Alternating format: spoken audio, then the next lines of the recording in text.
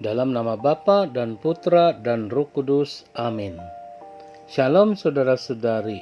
Selamat bertemu kembali melalui santapan firman Tuhan hari ini Sabtu 15 April 2023. Injil renungan kita dari Markus bab 16 ayat 9 hingga 15 dengan tema setelah diri diselamatkan jadilah saksi Kristus. Mari kita sama-sama dengarkan.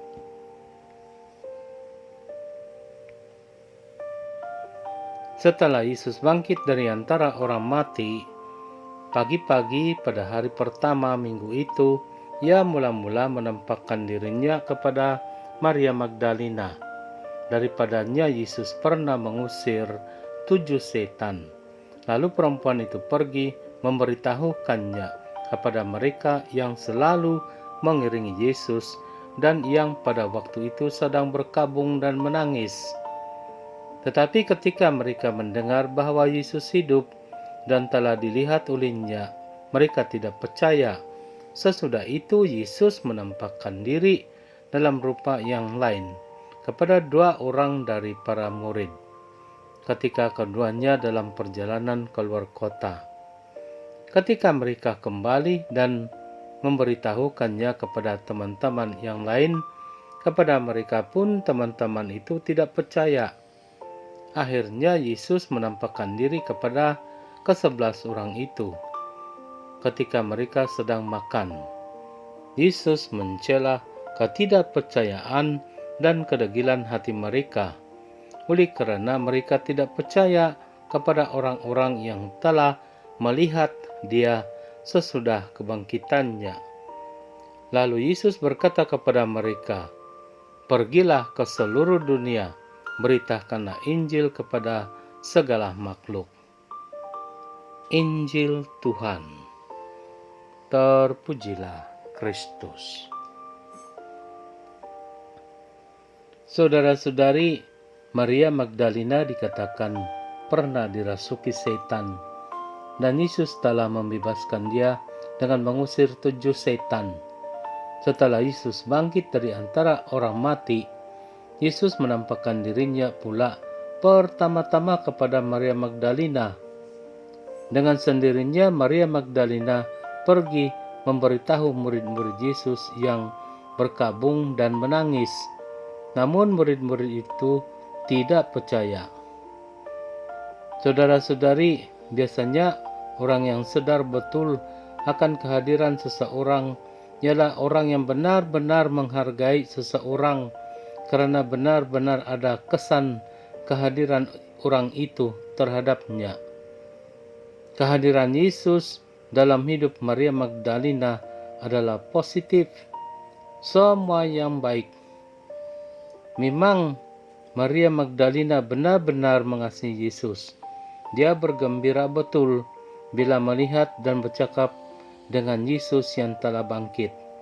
Maria Magdalena memang mau perkongsikan kegembiraannya dengan murid-murid Yesus. Benar, murid-murid Yesus berkabung dan menangis karena kehilangan Yesus. Namun, mereka tidak percaya dan tidak mau dihiburkan oleh kata-kata Maria Magdalena. Apa pesanan yang kita pelajari dalam peristiwa itu ialah apa yang menggembirakan, memulihkan, menyembuhkan, dan memberi semangat patut dikongsikan. Jangan kuburkan kebaikan itu dalam hati sendiri sampai dilupakan. Kemurahan perkongsikan kebaikan memang meneguhkan orang lain dan lebih lagi menyemangati sendiri, mengobarkan semangat dan sukacita sendiri. Saya percaya itulah alasan katekis atau sesiapapun yang berkomitmen sebagai pengikut Yesus.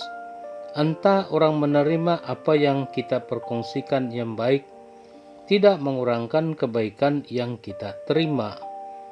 Terserah. Orang menerima, syukur. Orang tidak menerima, bahkan mempersendahkan, tidak apa. Orang menerima berkat, syukur. Orang buang kesempatan menerima berkat, sendiri punya pasal. Saya ingat saudara-saudari, ada seorang katekis yang murah hati dan memang pemurah. Dia kerja biasa-biasa saja. Ada beberapa kali pergi main game yang mendapat keuntungan. Dia hanya main yang mudah-mudah dan kecil-kecil. Kenapa tidak main besar-besar supaya untung besar?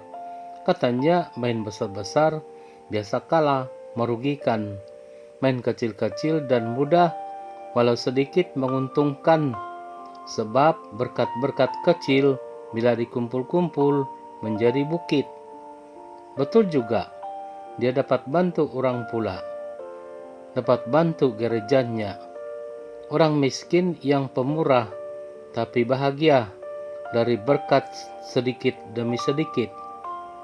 Orang berpikir Maria Magdalena hanyalah seorang perempuan bekas kerasukan setan atau iblis. Tetapi jangan lupa, rahmat dari Yesus terus-menerus. Orang yang dikira tidak ternama, yang pertama pula melihat Yesus yang telah bangkit, yang pertama mengalami kebahagiaan tak terkira karena berjumpa dengan jalan hidup yang benar. Layaklah Maria Magdalena memperkongsikan kebahagiaannya kepada rasul-rasul yang sudah patah semangat dan kecewa. Ekoran dari perkongsian yang jujur, Tuhan juga yang menyusul, meneguhkan dan memeteraikan perkongsian itu.